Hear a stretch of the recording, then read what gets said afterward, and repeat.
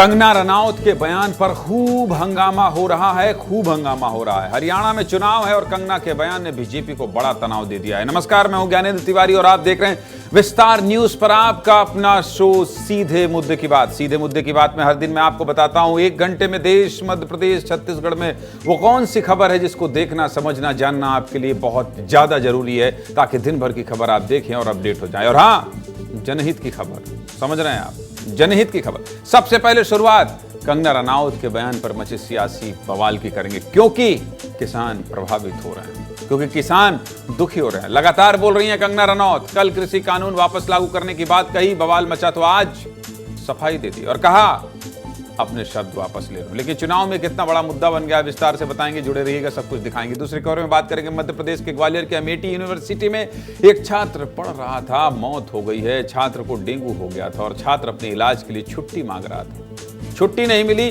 और अब छात्र की जान चली गई है। खबर दुखद है, इसलिए विस्तार से बताएंगे। और हाँ, अमेठी यूनिवर्सिटी आपके पाप को पूरी तरह से दिखाएंगे। तीसरी खबर में बात महाकौशल की करेंगे। जानते हैं जबलपुर में हमारे सहयोगी ने एक स्टोरी की है, बच्चे परेशान हैं, इंग्लिश नहीं पढ़ पा रहे हैं। इस that much how more many का प्रयोग कैसे करें समझ ही नहीं पा रहे हैं।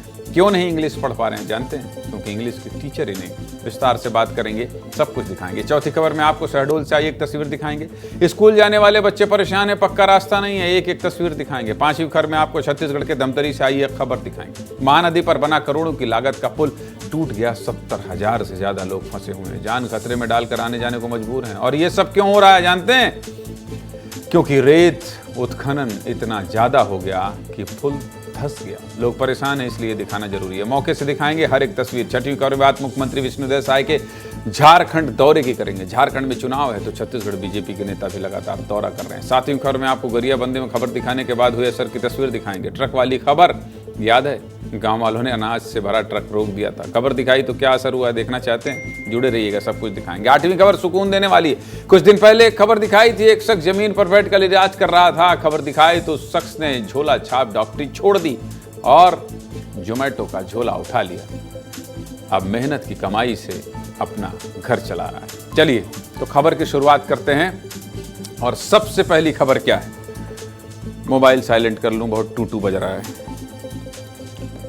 सबसे पहली खबर क्या है? कंगना ये बॉलीवुड नहीं है, राजनीति की पाठशाला है। क्या गलत बोल रहे हैं हम? ये बॉलीवुड नहीं है, यहाँ एक्टिंग नहीं चलती है। यहाँ आपकी एक एक्टिंग से सियासी बैटिंग शुरू हो जाती है। कंगना रनौत खूब चर्चा में रहती हैं, खूब चर्चा में रहती हैं। अदाकारा हैं आप, हीरोइन हैं आप, चर्चा में रहना भी चाहिए और अब तो सांसद भी बन गई हैं। लेकिन कंगना रनौत बॉलीवुड में रहें या राजनीति में, हर जगह कुछ ऐसा बोल देती हैं, कुछ ऐसा बोल देती हैं कि हंगामा हो जाता है। अगर आप एक्टिंग कर रही हैं और बॉलीवुड में हैं तो बोलिए, खूब बोलिए, जमकर बोलिए। बॉलीवुड में तो बोलने के लिए और एक्टिंग के लिए आपको पैसे दिए जाते हैं, लेकिन राजनीति में आ गई हैं आप कंगना।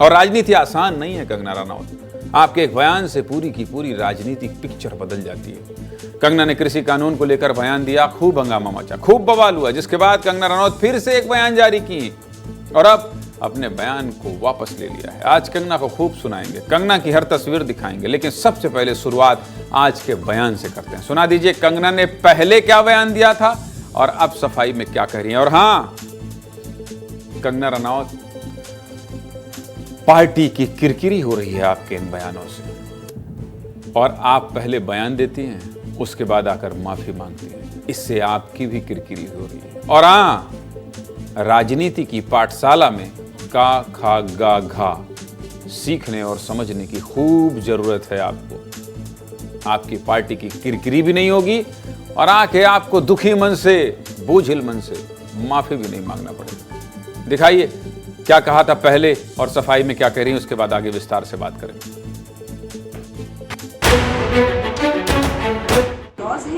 वो मुझे लगता है जो रिपील हो गए हैं वो फिर से लगने चाहिए। हो सकता है कंट्रोवर्शियल हो।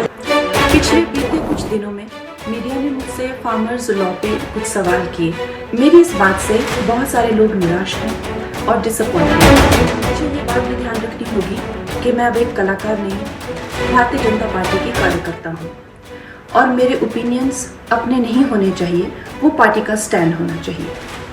तो अगर मैंने अपने शब्दों से और अपनी सोच से किसी को डिसअपॉइंट किया है, मुझे खेद रहेगा। I take my words back. Thank you.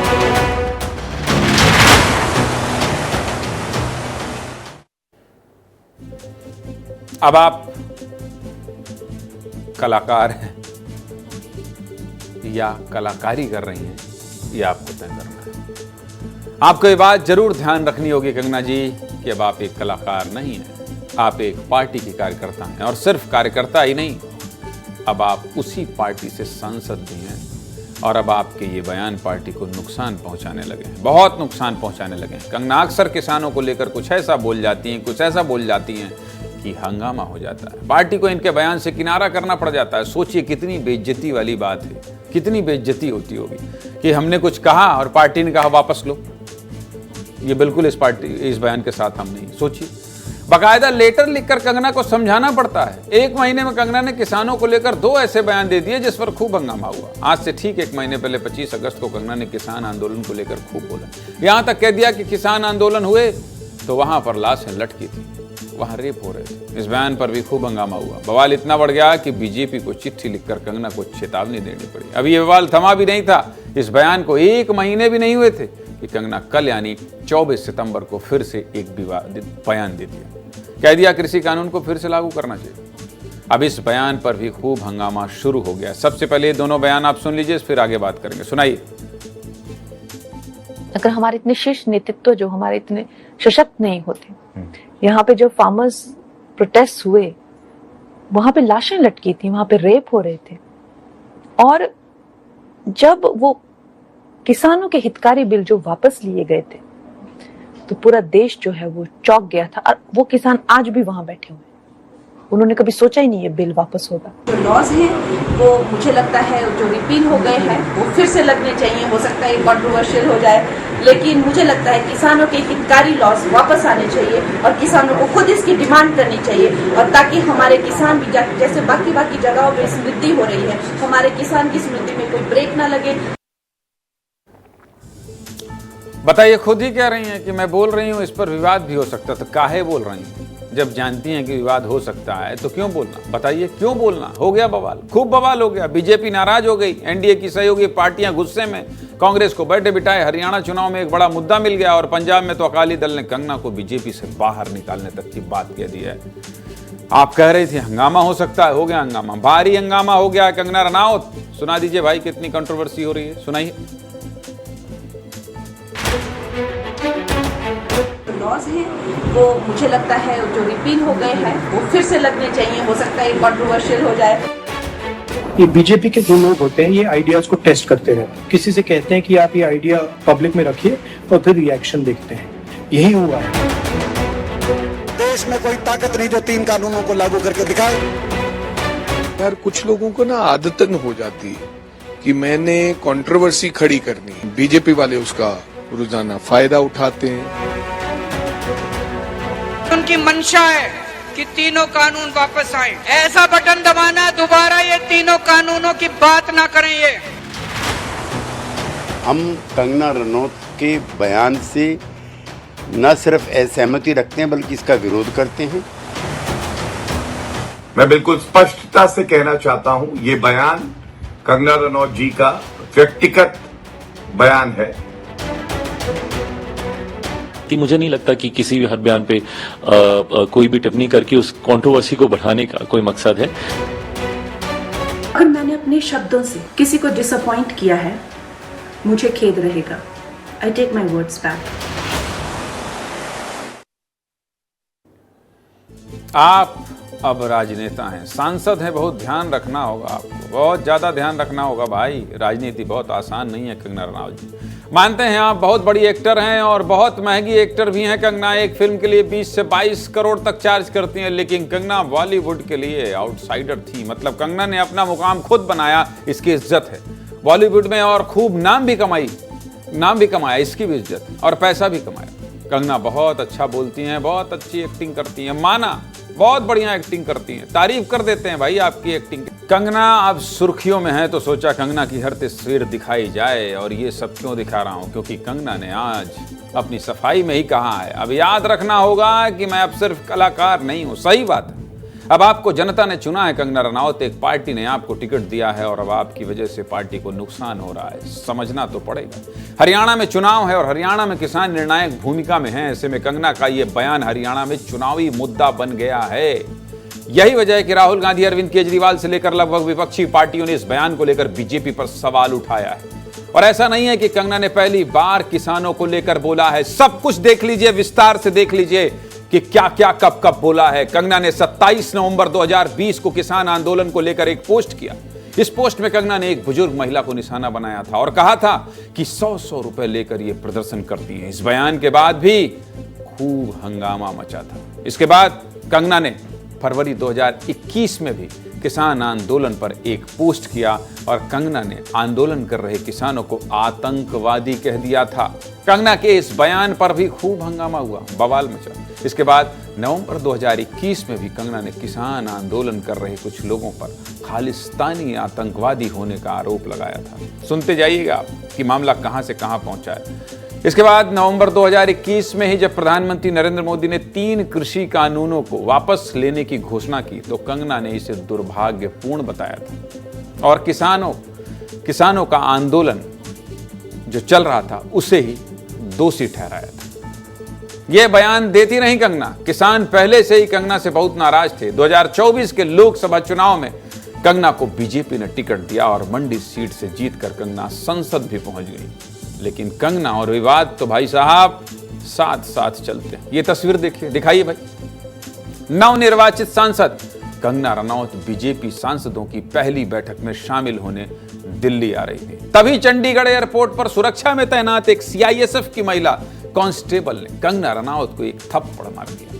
इसका वीडियो सोशल मीडिया पर खूब वायरल हुआ और जिस महिला सुरक्षा कर्मी ने कंगना को थप्पड़ मारा था उसने भी यही कहा कि किसान आंदोलन में जो महिला किसानों पर कंगना ने बोला था उसको लेकर महिला कांस्टेबल नाराज थी, गुस्से में थी। इसलिए कंगना सामने आई तो खुद को रोक नहीं पाई और थप्पड़ मार दिया। हालांकि थप्पड़ मारने का समर्थन हम नहीं करेंगे, ये गलत है, मारपीट नहीं करिए भाई। एक बार वीडियो दिखा दीजिए।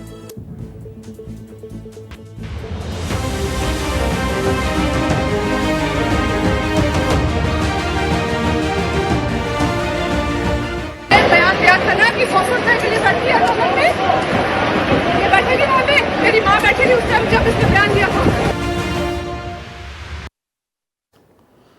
मतलब सोचिए, किसानों को लेकर इनके बयानों से गुस्सा इतना कि मामला मारपीट तक भी पहुंच गया है। और अब फिर चुनाव से पहले कंगना का ये बयान पार्टी का नुकसान कर सकता है, बड़े बड़े नेता बोल रहे हैं। पहले ही लोकसभा चुनाव में जाट वोटर्स की नाराजगी सामने आई थी और अब हरियाणा चुनाव में भी इसका असर दिख सकता है। और किस तरह से दिख सकता है ये भी आप विस्तार से समझ लीजिए। हरियाणा में जाट वोट 25% हैं, यानी कि हरियाणा में 4 में से 1 वोट जाट समुदाय से आता है। साल 2024 के लोकसभा चुनाव में बीजेपी को 5 सीट का नुकसान देखने के लिए मिला। कहां?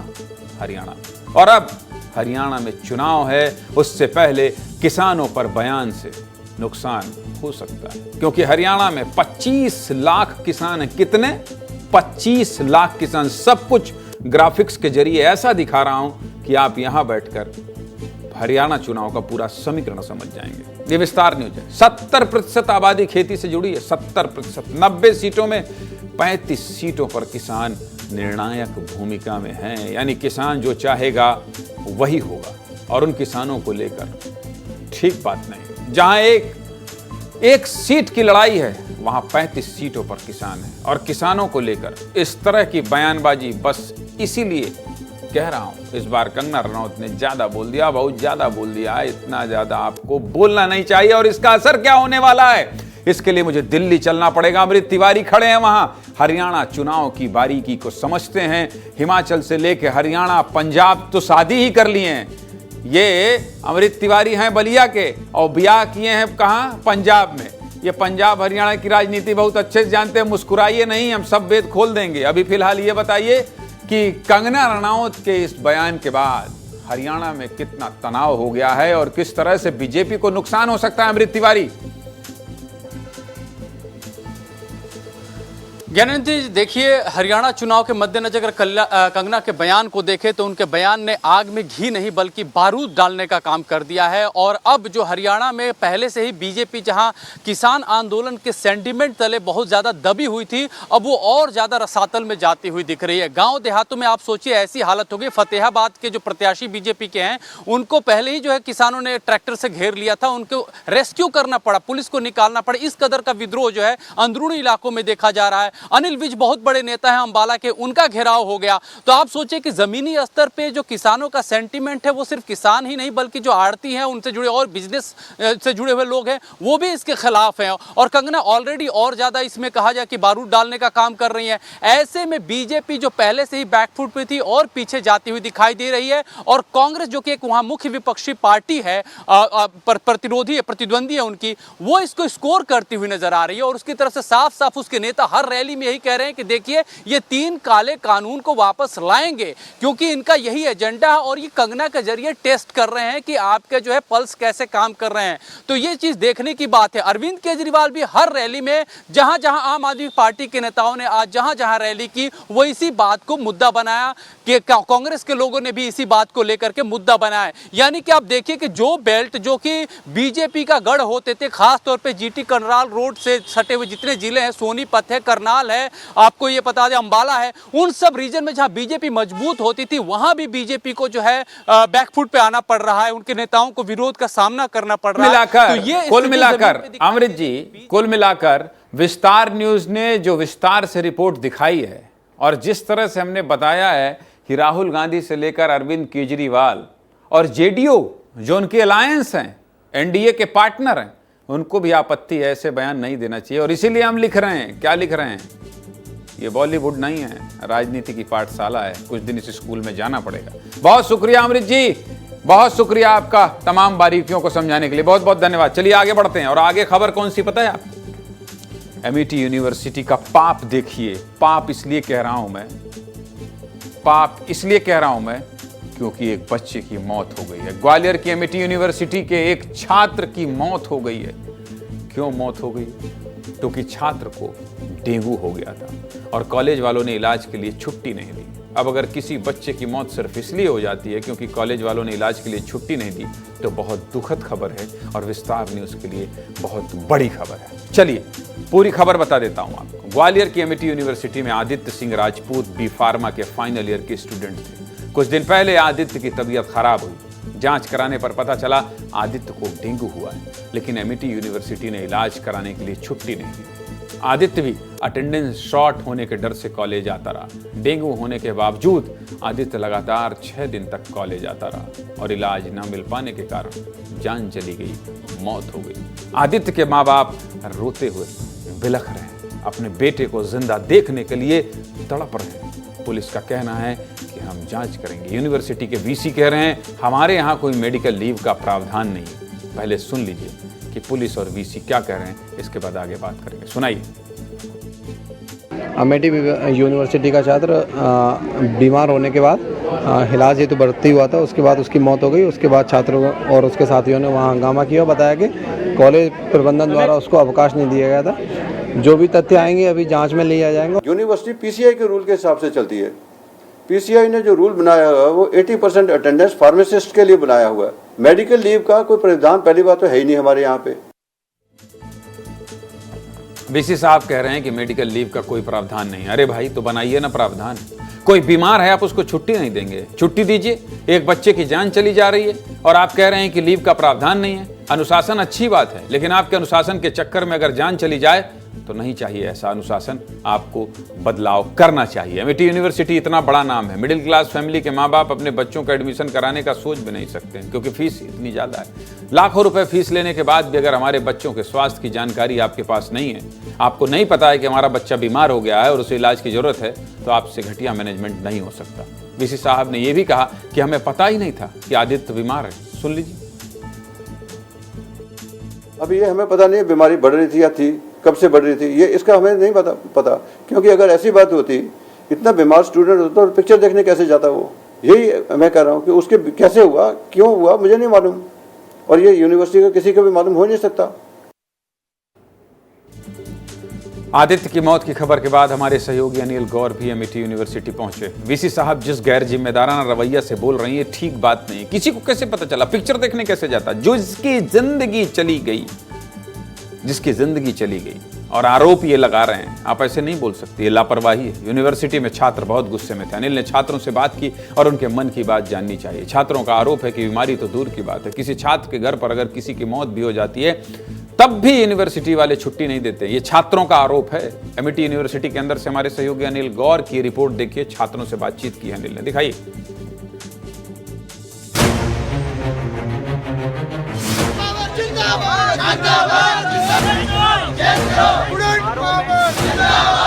जहां मैं खड़ा हूं ये अमेठी यूनिवर्सिटी का कैंपस है और इसी अमेठी यूनिवर्सिटी में मृतक आदित्य पढ़ता था, बी फार्मा का छात्र था। कि आप देख सकते हैं कि तमाम जो उसके सहयोगी हैं, छात्र हैं, उनके दोस्त हैं, वो लगातार यहाँ पर कार्रवाई की मांग कर रहे हैं, क्योंकि जिस तरीके से अमेठी यूनिवर्सिटी प्रबंधन के द्वारा जो लापरवाही की है और यही वजह है कि उसकी मौत हो गई।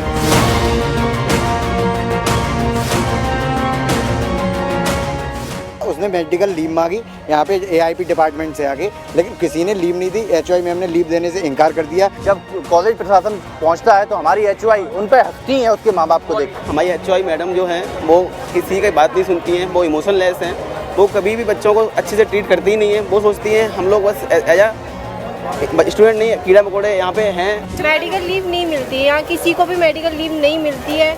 चाहे कोई बीमार हो जाए, मर रहा हो, किसी का पापा मर गया है, भाई मर गया है, कोई मेडिकल लीव नहीं दी जाती है।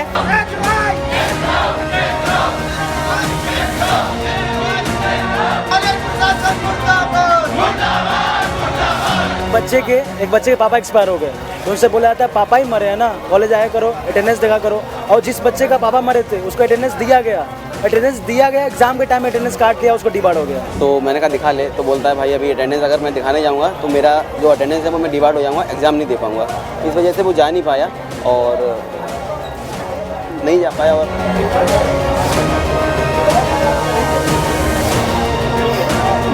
यहाँ जो जितने बच्चे आज खड़े हुए हैं और डिपार्टमेंट से आए हैं उनकी अटेंडेंस काटी जा रही है और उनको सस्पेंशन दिया जा रहा है कि वो प्रोटेस्ट कर क्यों रहे हैं। ऐसा अनुशासन मत लागू कीजिए भाई कि किसी को अपनी जान गंवाना पड़ जाए, किसी को अपनी जान गंवाना पड़ जाए। मेरे सहयोगी अनिल गौर गए थे यूनिवर्सिटी। अनिल गौर वहां खड़े हैं। जिस तरह से गुस्सा फूट रहा है अनिल, जिस तरह से छात्र आक्रोशित हैं, इसका मतलब तो अमेठी यूनिवर्सिटी में ऐसे बहुत से प्रकरण आते होंगे जिसमें छात्र परेशान होते होंगे लेकिन अपनी बात नहीं कर पाते थे। वो तो एक बच्चे की मौत हो गई, जान चली गई, आप इन्वेस्टिगेशन करने गए तब पता चला कि ये अमेठी यूनिवर्सिटी का पाप है। ऐसा होना नहीं चाहिए। अनिल, हाँ बिल्कुल, देखिए सही कहा आपने, क्योंकि जिस तरीके से अमेठी यूनिवर्सिटी ने जो पाप किया है वो तानाशाही की है और इसी वजह से इस छात्र की मौत हुई है। क्योंकि जिस तरीके से मौत हुई और उसके बाद कई ऐसे छात्र जिन्होंने अपना दर्द बयां किया और उन्होंने कहा कि हम भी हैं, हमारा भी पैर टूटा था, तो उन्होंने छुट्टी नहीं दी, मेडिकल लीव नहीं दी। तो कोई ये कह रहा है कि मुझे 15 दिन बुखार आया था, मुझे भी मेडिकल लीव नहीं दी। ऐसे कई छात्र थे, वहां पर दर्द है, उनका आक्रोश है, क्योंकि जिस तरीके से अमेठी यूनिवर्सिटी ने इस छात्र को छुट्टी नहीं दी और यही वजह रहा कि उसका लगातार जो बुखार है वो बढ़ता गया और बीमारी इतनी गंभीर हो गई कि इलाज के दौरान उसने दम तोड़ दिया। और यही वजह है कि जिस तरीके से जो अमेठी प्रबंधन है वो लगातार इस मामले में झूठ बोल रहा है। उनका कहना है कि छात्र ने कहा ही नहीं, बल्कि 100 छात्र ऐसे हैं जो बोल रहे हैं। सुनिए, अमेठी यूनिवर्सिटी का ये पाप दिखाते रहिए, छात्रों से बात कीजिए। एक मौत हुई है और मैं बार बार कहता हूं दर्शकों के सामने, आपकी जान इतनी सस्ती नहीं है। बिलख रहे हैं, तड़प रहे हैं, अपने बेटे को किसी तरह से जीवित देख लें जो अब इस दुनिया में नहीं है। माँ बाप के उस दर्द को समझिए। इन खबरों को प्राइम टाइम में दिखाऊंगा। किसी का बच्चा चला गया है, किसी बच्चे की जान चली गई है और उस यूनिवर्सिटी में जहां हजारों बच्चे पढ़ रहे हैं वहां इस तरह की लापरवाही नहीं होने देंगे। विस्तार न्यूज ने यह संकल्प लिया है, विस्तार न्यूज ने संकल्प लिया है। जहां कोई तकलीफ में, परेशानी में होगा वहां हमारा सहयोगी जरूर जाएगा। अनिल गौर, आपका बहुत शुक्रिया इस तरह की खबर सामने लाने के लिए। पड़ताल करते रहिए, कुछ और होगा, इस तरह की कोई बात और करेगा तो उसको भी दिखाएंगे। आपका बहुत शुक्रिया, बहुत धन्यवाद। चलिए आगे बढ़ते हैं और आगे ऐसे पढ़ेंगे तो कैसे बढ़ेंगे? इस तरह से देख लीजिए, तस्वीर खुद बयां कर रही है अपनी कहानी। बच्चों की पढ़ाई से खिलवाड़ हो रहा है और बच्चे जान जोखिम में डालकर पढ़ाई कर रहे हैं और जिम्मेदार हाथ पर हाथ धरे बैठे हुए हैं। जिसके बाद बच्चों ने बड़ा कदम उठा लिया। बच्चों ने उठा लिया। क्या है पूरा मामला, विस्तार से जान लीजिए। चलिए खबर बता देता हूं। मामला मध्य प्रदेश के शहडोल जिले का है। ग्राम पंचायत खामा के बुढ़ानवाह गांव के बच्चे स्कूल जाने के लिए बड़ा खतरा उठाते हैं। पानी से भरे नाले को पार करके बच्चों को स्कूल जाना पड़ता है और ये सिर्फ 1-2 दिन की बात नहीं है। बच्चे हर दिन ऐसा करते हैं। पानी से बचने के लिए बच्चे अपने बस्ते को सिर पर रख लेते हैं ताकि कॉपी किताब खराब ना हो। बारिश के मौसम में बच्चों की परेशानी और बढ़ जाती है। मात्र हल्की बारिश में ही इस नाले में 4 से 5 फीट तक पानी भर जाता है। तब बच्चे गले तक पानी को पार करके स्कूल जाते हैं। बच्चों की ड्रेस और कॉपी किताब भी भीग जाती है। कभी कभी बच्चे स्कूल नहीं जा पाते। छोटे छोटे स्कूली बच्चे हैं। कभी भी बड़ा हादसा हो सकता है। स्कूल जाने के लिए ना तो पक्का रास्ता है और ना ही नाले के ऊपर पुल। बच्चों के साथ गांव वालों को भी इससे जूझना पड़ता है। गांव के लोग भी ऐसे ही नाले को पार करते हैं और ज़्यादा पानी होने पर अपना काम धाम छोड़कर स्कूली बच्चों को नाला पार कराते हैं। छोटे बच्चों को कंधों पर लेकर जाते हैं। आगे बात करेंगे, लेकिन पहले ये रिपोर्ट देख लीजिए, आपको समझने में आसानी होगी। दिखाइए।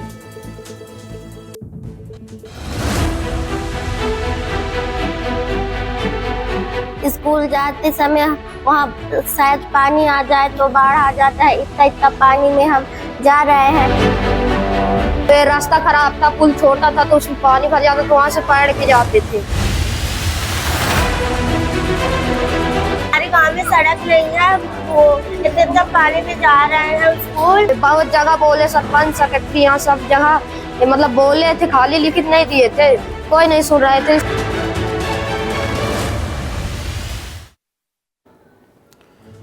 सड़क और पुलिया की समस्या को लेकर गांव वालों ने कई बार प्रशासन से मदद मांगी, लेकिन आज तक पुल और सड़क नहीं बन पाई। जिसके बाद बच्चों का सब्र टूट गया और फिर बच्चों ने क्या किया जानते हैं? 40 किलोमीटर का सफर तय करके बच्चे कलेक्टर ऑफिस पहुंच गए। निडर होकर अपनी समस्या जिले के कलेक्टर को बताया। कलेक्टर केदार सिंह ने बच्चों की बात सुनी, बच्चों को पास बुलाकर दुलारा और समोसा भी खिलाया। जिसके बाद बच्चे थोड़े खुश नजर आए। क्या कुछ कहा है जिले के कलेक्टर ने? कब तक बन जाएगा पुल, क्या आश्वासन दिया, ये भी सुन लीजिए। स्कूल के बच्चे मुझे सूचना मिली कि मिलने आए हैं। उनका कहना है कि मुझे बरसात में स्कूल जाने में तकलीफ होती है, पुलिया नहीं है और सड़क भी शायद उनका उपयुक्त तो नहीं है। ये आरडीएस को मैंने उनको बोला है कल जाके गांव में परीक्षण करेंगे सड़क और पुलिया, तो वास्तव में बच्चों के लिए परेशानी कारण है तो हम उनको अगले बरसात के पहले उनको सड़क और पुलिया की व्यवस्था करेंगे। कलेक्टर साहब, आपने अच्छा काम किया। बच्चों को ऐसे ही प्यार देना चाहिए, उनकी समस्याओं को सुनना चाहिए, लेकिन हाँ, दोबारा ऐसा ना हो इस पर भी ध्यान दीजिएगा। समोसा खिलाने से काम नहीं चलेगा, सिर्फ आश्वासन से काम नहीं बनेगा। बच्चे लंबे समय से पढ़ने के लिए खतरा मोल ले रहे हैं, लेकिन किसी जिम्मेदार अधिकारी ने उनकी बात नहीं सुनी। जिम्मेदारों से निवेदन है कि बच्चों के लिए जल्दी व्यवस्था करवाइए। कोई बड़ा हादसा हो जाए उससे पहले समस्या को सुलझाइए। इस तरह बच्चों के जीवन और पढ़ाई से खिलवाड़ ठीक नहीं है, इसलिए इस तरह की खबर हम लगातार दिखाते रहेंगे। चलिए आगे बढ़ते हैं और अगली खबर क्या है? उड़ीसा के बाद झारखंड में साए साए। मुख्यमंत्री मोहन यादव कहाँ पहुँच गए हैं? उड़ीसा के बाद झारखंड में विधानसभा चुनाव का ऐलान हुआ नहीं है, लेकिन बीजेपी ने अपनी तैयारी अभी से शुरू कर दी है। इसके लिए बीजेपी ने छत्तीसगढ़ के बड़े बड़े नेताओं की ड्यूटी झारखंड में लगा दी है। छत्तीसगढ़ के मुख्यमंत्री विष्णुदेव साय आज भारी बारिश के बीच झारखंड पहुंचे हैं। बड़ी बात यह है कि सीएम का हेलीकॉप्टर नहीं उड़ा तो सड़क मार्ग से ही मुख्यमंत्री झारखंड पहुंच गए। 150 किलोमीटर तक बाय रोड सफर किया। मतलब समझ रहे हैं, झारखंड में सत्ता परिवर्तन के लिए बीजेपी कोई कसर नहीं छोड़ना चाहती है। ऐसे में सीएम विष्णुदेव साय के झारखंड दौरे के मायने क्या है, वो भी विस्तार से जान लीजिए। चलिए सब कुछ बता देता हूँ। सबसे पहले मुख्यमंत्री विष्णुदेव साय का झारखंड से रिश्ता समझा देता हूँ, क्योंकि सीएम विष्णुदेव साय का झारखंड ननिहाल है। मतलब सीएम विष्णुदेव साय का मामा घर, जिसके चलते बचपन से ही मुख्यमंत्री विष्णुदेव साय का झारखंड आना जाना रहता है। इस लिहाज से मुख्यमंत्री के झारखंड में प्रचार का बीजेपी को फायदा हो सकता है। इसी रिश्ते को लेकर क्या कहा है सीएम विष्णुदेव साय ने, सुन लीजिए मुख्यमंत्री क्या कह रहे हैं, फिर आगे बढ़ते हैं। लेकिन आज बारिश की वजह से हेलीकॉप्टर उड़ नहीं पाई, लेकिन मैं आप मन के बगल में ही रखूं और मोर तो ये ननिहाल भी है। मोर माता जी आप मन के प्रखंड के ही कुटमा कठार पसरा पाली के हैं। तो ये मोर मामा ये क्षेत्र भी है, तो हमारे बार बार आना दो तरफ से। मुख्यमंत्री का झारखंड से रिश्ता तो आपने समझ लिया, साथ ही झारखंड चुनाव में छत्तीसगढ़ के किन नेताओं की ड्यूटी लगाई गई है ये भी जान लीजिए। चलिए ग्राफिक्स के जरिए सब कुछ समझा देता हूं। बगल में देख लीजिए मेरे, छत्तीसगढ़ के 8 नेताओं को 44 सीट जिताने की जिम्मेदारी पार्टी ने दी है। छत्तीसगढ़ के प्रदेश प्रभारी दिन नवीन, डिप्टी सीएम विजय शर्मा, वित्त मंत्री ओपी चौधरी और विधायक भावना बोरा को 6 विधानसभा सीट जिताने की जिम्मेदारी दी गई। केंद्रीय राज्य मंत्री तोखन साहू और कैबिनेट मंत्री केदार कश्यप को 4 विधानसभा की जिम्मेदारी दी गई है, जबकि दुर्ग सांसद विजय बघेल को सबसे ज्यादा 8 विधानसभा की जिम्मेदारी मिली है। बीजेपी हाईकमान के छत्तीसगढ़ के नेताओं पर भरोसा जताने के पीछे की वजह क्या है वो विस्तार से आपको चलिए बता देता हूँ। झारखंड एक आदिवासी बाहुल्य राज्य है, सरकार बनाने और गिराने में आदिवासियों की बड़ी भूमिका रहती है, इसलिए मुख्यमंत्री विष्णुदेव साय को पार्टी ने झारखंड जिताने की जिम्मेदारी दी है। पार्टी का सीएम विष्णुदेव साय पर गहरा भरोसा है। इसके पहले मुख्यमंत्री विष्णुदेव साय को उड़ीसा में विधानसभा चुनाव और लोकसभा चुनाव जिताने की जिम्मेदारी दी गई थी। इसके बाद मुख्यमंत्री विष्णुदेव साय ने पूरी ताकत झोंक दी थी और बीजेपी प्रचंड बहुमत के साथ सरकार बनाने में कामयाब रही। इसके अलावा और विस्तार से समीकरण समझाने के लिए जानते हैं मेरे साथ कौन जुड़ रहा है। मृगेंद्र पांडे खूब उड़ीसा टहले थे भाई साहब, खूब उड़ीसा गए थे, बारीकी समझा रहे थे, झारखंड भी जाना पड़ेगा। लेकिन अभी बताइए, विष्णुदेव साय 150 किलोमीटर सड़क मार्ग से पहुंच रहे हैं। झारखंड फतह करना है तो मेहनत तो करनी पड़ेगी मृगेंद्र पांडे।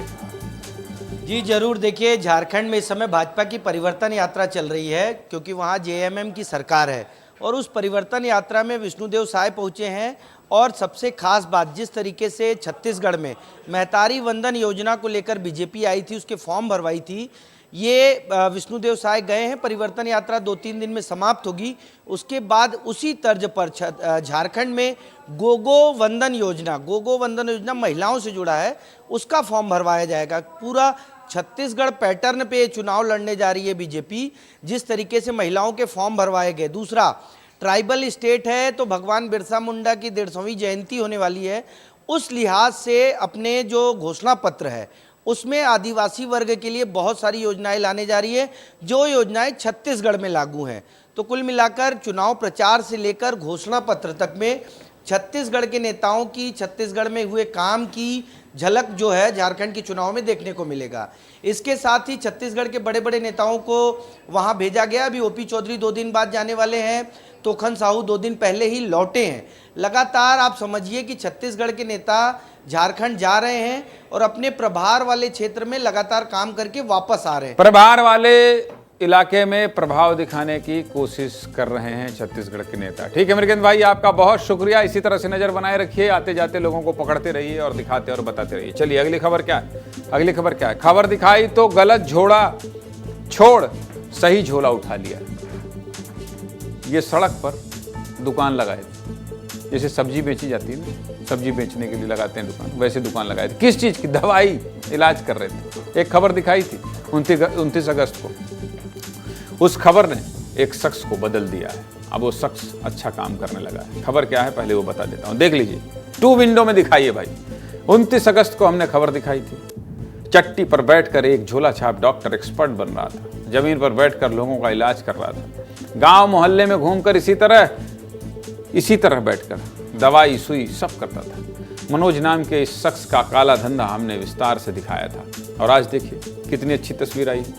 मामले की गंभीरता समझते हुए मनोज ने खुद एक सही काम चुना। मनोज अब फर्जी जनरल प्रैक्टिशनर नहीं रहा, बल्कि मनोज अब डिलीवरी बॉय बन गया है। झोला छाप डॉक्टरी छोड़कर अब लोगों तक खाना पहुंचा रहा है। मतलब गलत झोला उठा लिया था, अब सही झोला उठा लिया। देख लीजिए मनोज कितना खुश है। ये दोनों ही तस्वीर हमारे वीडियो जर्नलिस्ट अभिषेक गर्ग ने भेजी है। अच्छा है, जब वीडियो जर्नलिस्ट और कैमरा चलाने वाला व्यक्ति कहानी करने लगे तो समझिए कि वीडियो के साथ साथ कहानी का भी उसे सेंस है, जो मेरे लिए बहुत बढ़िया है और मेरे लिए बहुत अच्छी बात है। सुनाइए जरा मनोज क्या कह रहे हैं, सुना दीजिए। पहले क्या करते थे, आप क्या कर रहे हैं? General practitioner sir. क्यों छोड़ दिया? थोड़ा रिक्शा वाला काम थी सर, बिना डिग्री के काम करोगे, लोगों के खिलवाड़ था सर, मरीजों से खिलवाड़ था। अब क्या कर रहे हैं? अब तो जोमेटो सर। क्या कुछ चेंज मिल रहा है, परिवर्तन? हाँ परिवर्तन है सर, परिवार खुश है सर इसमें। अब फोन भी बार बार आएगा सर, 10 रुपये दवा दोगे, जितना टेंशन देगा था पूछ लो सर। अभी संतुष्टि है? हाँ संतुष्टि सर। खुद भी संतुष्ट रहिए और टेंशन फ्री रहिए। बहुत खुश है मनोज, परिवार भी संतुष्ट है इस नौकरी से। ये भी बता रहे थे कि झोला छाप वाली नौकरी बहुत रिस्की थी, खिलवाड़ होता था मरीजों के साथ। बताइए, एक खबर ने मनोज को कितना बदल दिया। सबसे बड़ी बात यह है कि मनोज ने फैसला खुद से चिंता करके, सोच समझ के लिए। जिस दिन खबर दिखाई थी उस दिन मनोज कैमरे से भाग रहे थे, बच रहे थे सच बोलने से, लेकिन आज शान से खुद को डिलीवरी बॉय बता रहे हैं। यही विस्तार न्यूज़ की बड़ी उपलब्धि है। चलिए, आपको धन्यवाद कि आप आए, देर से ही आए लेकिन दुरुस्त आए। सही गलत का पहचान कीजिए और क्या करना चाहिए इसका सही निर्णय लीजिए। चलिए आगे बढ़ते हैं। और अगली खबर क्या है? अगली खबर क्या? अवैध उत्खनन से पुल टूटा, 70,000 लोग फंस गए। बताइए, मैं एक परेशान होता है तब तो खबर दिखाता हूं, यहाँ 70,000 लोगों का मसला है। 70,000 रिपोर्ट देखेंगे तो आप कहेंगे ये क्यों हो रहा है। कल आपको खबर दिखाया था। आज विस्तार ने उसके पास एक खबर आई, धमतरी से फोन था। कहां से? धमतरी से। कुछ स्कूल के बच्चों ने बताया कि पुल टूट गया है, स्कूल आने जाने में दिक्कत हो रही है। और सिर्फ हम लोग ही नहीं, 70,000 से ज्यादा लोग परेशान हैं, लिफ्ट लेकर जाना पड़ रहा है। खबर सुनते ही विस्तार न्यूज ने अपनी टीम को तुरंत मौके पर भेज दिया। करीब 70 किलोमीटर दूरी का सफर तय कर हमारे सहयोगी अनमोल तिवारी धमतरी के कुरुस से गरिया बन जाने वाली सड़क पर पहुंचे। फोन आया था, समस्या बताई थी लोगों ने, व्हाट्सएप करते हैं अपनी समस्या। पहुंचते ही अनमोल ने देखा कि आगे जाने का रास्ता ही नहीं, बंद है रास्ता। पहले रिपोर्ट देख लीजिए, समझने में आसानी होगी, फिर आगे विस्तार से बात करें।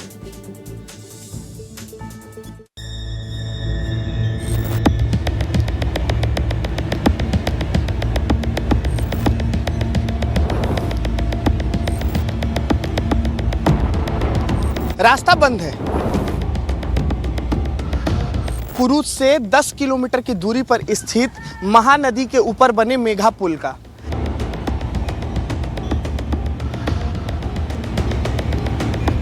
आगे क्षतिग्रस्त पुल है, आवागमन पूर्णतः प्रतिबंधित है। कुरूद को गरियाबंद से जोड़ती है यह पुल। सावधान हो जाइए, आगे जाने पर खतरा है।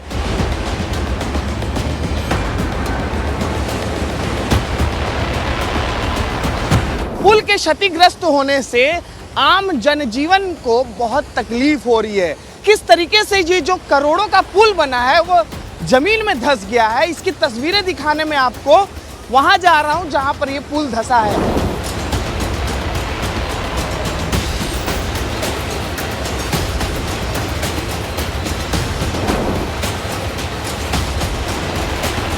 सीमेंट का बना हुआ बोल्डर है, ये पिचिंग का पार्ट था, लेकिन ये क्रैक होकर टूट गया है। ये जो पुल बनता है, जो पिलर है, ये सब जो पिलर है, इसके नीचे एक बेस प्लेट होता है ताकि पुल को जो है वो मजबूती के साथ पिलर को जोड़ के रखा जा सके।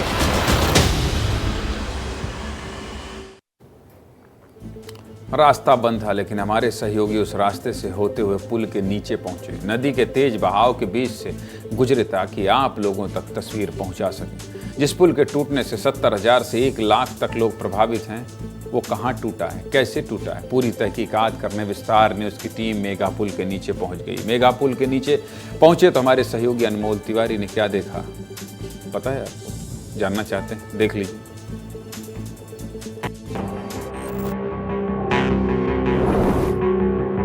किस तरीके से जो है ये बेस पूरा टूट गया है, एक ऊपर एक नीचे आपको नजर आएगा। देखिए इसकी ऊंचाई उतनी थी, जो ओरिजिनल ऊंचाई उसकी थी वो देखिए बेस वहां पर था। बेस जो है अपने स्थान से खिसक कर नीचे आ गया है। ये क्यों टूटा है? अवैध रेत खदान की वजह से। ये जो दिख रहा है बेस के बराबर है। पहली बार गिरा थे पानी, जो गिरा था ना, इतना 30 साल में पहली बार गिरा था यहाँ से पानी। पूरा बोल्डर यहाँ से हट गए, रेती नीचे गड्ढा खनन है, पूरा बहा गए। ये क्यों हुआ ऐसा? मतलब ये क्यों हुआ का रेती ले नीचे से डाल के भरे गाड़ी में, ये खिंचा के हुई तरह पूरा खिंचा के अंदर से रेती, ये अंदर से थोड़ी नहीं, तोप के घर ऐसे नेप से बनाए हैं। रेत खसक गया, उधर गड्ढा खनाया तो रेत खसक गया, ऑटोमेटिक बैठ गया।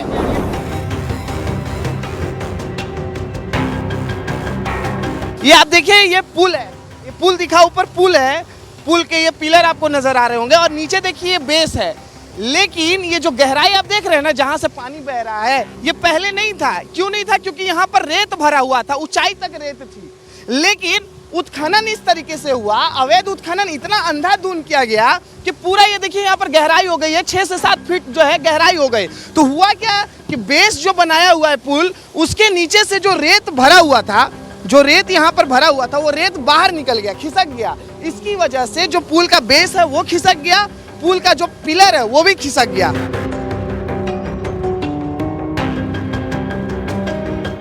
हर तरफ अगर आप देखेंगे तो काफी गहराई हो गई है नदी में, क्योंकि यहाँ पर अवैध रेत उत्खनन अंधाधुंध किया गया है रेत माफियाओं के द्वारा।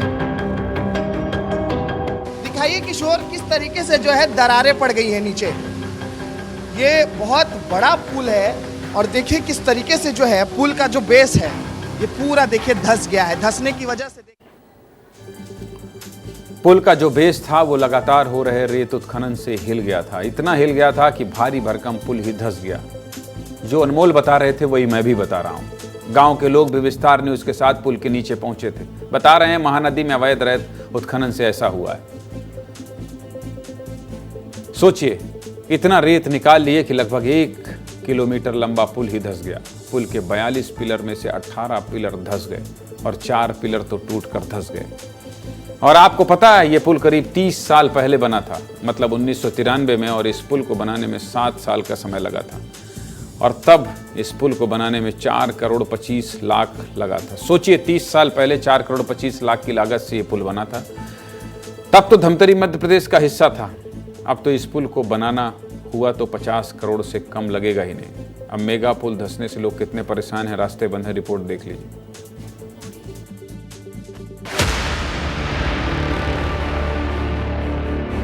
पतला सा एनी कट है और इसी एनी कट पर जहां हम लोग अभी चल रहे हैं, देखिए हमारी जो 2 पहिया वाहन चल रही है, ये ठीक उसी एनी कट पर चल रही है और बहुत पतला सा रास्ता है ये। और भीड़ आप मेरे पीछे देख सकते हैं। छोटा एनीकैट है ना, आते नहीं बनता, डर लगता है बाइक आने, मतलब आते जाते ऐसे ठोक ना दे करके। और आरटीआई जाने में भी लेट होता है हम लोगों को। रास्ता भी नहीं है कि या गिर सकते हैं। बहुत तकलीफ हो रहा है हम लोगों का। उस पार जाना पड़ता है, इस पार आना पड़ता है। कुरूप से मेघा आने के लिए बहुत ज़्यादा तकलीफ हो रहा है। हाँ, वैसे मैं अभी कॉलेज आ रहा हूँ, ये लिफ्ट से आ रहा है तो। और ये बताओ, अच्छा लिफ्ट से जा रहे हो? हाँ भैया। क्यों लिफ्ट लेना पड़ा? ये पुल थोड़ा टूट चुका है इसलिए। ऐसी लिफ्ट से गया था अभी तो, और आ भी वैसी रहा हूँ लिफ्ट से। परीक्षा हो रहा है और कॉलेज में ना बहुत आने जाने में तकलीफ हो रहा है। बच्चे लोग लिफ्ट में आ रहे हैं, जा रहे हैं। माँ बाप कितने हैं परेशान है, पूछो मत। खेत खार जाने में उनको तकलीफ हो रही है। कृपया जल्द से जल्द बनाने की कोशिश करें। देखिए, मेगा पुल टूटने से लगभग जो ब्लॉक के 80 से 85 गांव हैं, और वहाँ की हम जनसंख्या की अगर बात करते हैं तो 1 लाख जो जनसंख्या है उतने लोगों को काफ़ी प्रभावित हुआ है। आप तो आए हैं, निरीक्षण कर रहे हैं, वर्तमान समय में जो देख ही रहे हैं, ये सारी इन समस्याओं का सामना आम जनता को करना पड़ रहा है। गांव के सरपंच कह रहे हैं 1 लाख लोग प्रभावित हैं। समझ गए ये खबर दिखाना क्यों जरूरी था। कौन दिखाएगा ऐसी खबरें? 1 लाख लोगों का दर्द कौन सुनाएगा? बच्चे लिफ्ट लेकर स्कूल जा रहे हैं, क्यों हुआ है सब? अधिकारी क्या कह रहे हैं ये भी सुन लीजिए, सुनाइए। पुल तो हमारा 60-70 साल रहता ही। अभी तो ये शहर नहीं निकला होता तो अभी 40-50 साल और चलता है। पुल तो हमारा 60-70 साल रहता ही।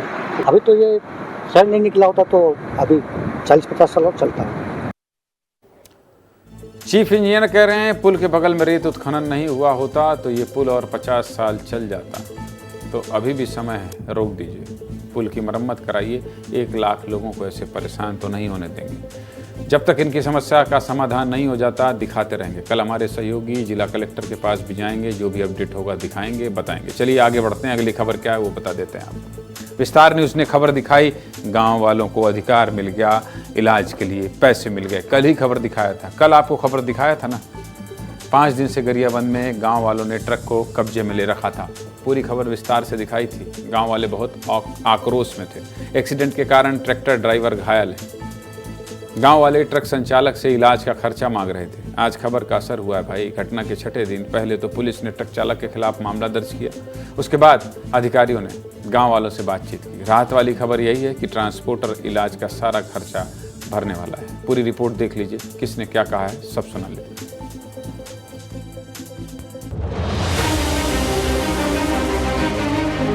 जो है पीडीएस से भरा जो ट्रक जो है ट्रैक्टर को कुचल दिया था, जिसके बाद से आज 6वें दिन बाद प्रशासन की टीम पहुंची है।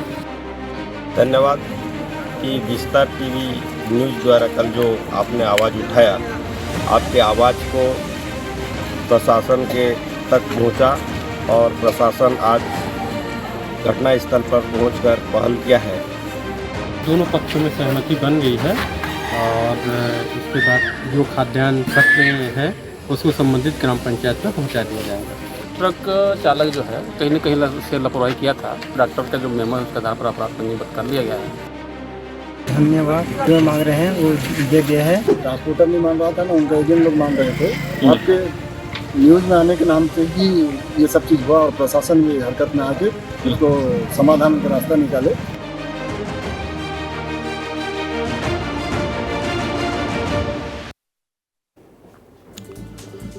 चार 5 दिन से सब ट्रक को घेरे हुए थे। ग्रामीण परेशान हो रहे थे, 2 अधिकारी भी थे, कुछ असर नहीं हुआ। विस्तार न्यूज़ ने खबर दिखाई तो सब कुछ बदल गया। विस्तार न्यूज़ का धन्यवाद कर रहे थे। परिवार वाले बहुत खुश हैं, हम भी बहुत खुश हैं। आपसे जुड़ी खबरों को दिखाता हूं और उस पर एक्शन होता है, समाधान निकलता है तो बहुत तसल्ली मिलती है। चलिए आज बस इतना ही, आज बस इतना ही। टाइम हो रहा है, इजाज़त दे दीजिए। और हर दिन आपसे कहता हूँ कि आप एक्स पर जाइए। आपको पता है ये जो खबरें मैं आपको दिखा रहा हूँ, ये जो पुल वाली खबर इतनी लंबी दिखाया, इतनी बड़ी दिखाया, ये क्यों दिखाया? 1 लाख लोगों की परेशानी है। ये किसी ने व्हाट्सअप किया था। ये किसी गांव के एक सज्जन ने क्या किया था आपको पता है? व्हाट्सअप किया था। अभी नंबर दिखाऊंगा, उस पर व्हाट्सअप किया था कि हमारी समस्या है। अब सोचिए, मेरा रिपोर्टर वहां गया, एक लोगों से बात की, जनप्रतिनिधियों से बात की, गांव वालों से बात की। क्यों की? क्योंकि आपने फोन किया था, आपने व्हाट्सएप किया था। आप चाहते हैं कि आपकी खबर हम विस्तार न्यूज़ में इसी तरह से दिखाएं, आपकी समस्या को जिम्मेदारों तक पहुंचाएं, तो आप व्हाट्सएप कीजिए। भी नंबर आपको बताऊंगा कहां व्हाट्सएप करना है, ठीक है? और एक्स इसलिए कह रहा हूं कि अगर आप ट्वीट करते हैं तब भी हमारी टीम उसका संज्ञान लेती है, तब भी हम आपको वो खबर, वो समस्या दिखाते हैं जो आप चाहते हैं कि विस्तार न्यूज़ में दिखाई जाए। चाहे वो मध्य प्रदेश में अतिथि शिक्षक का मामला हो और चाहे सतना में एक महिला के घर के सामने सड़क ना बनने का मामला हो। जो भी आप भेजते हैं, टैग करते हैं, नंबर व्हाट्सएप करते हैं, हम आपको दिखाते हैं। नंबर आगे दिखाऊंगा, लेकिन एक्स पर आप अगर टैग करते हैं तो मैं वो भी दिखाता हूं।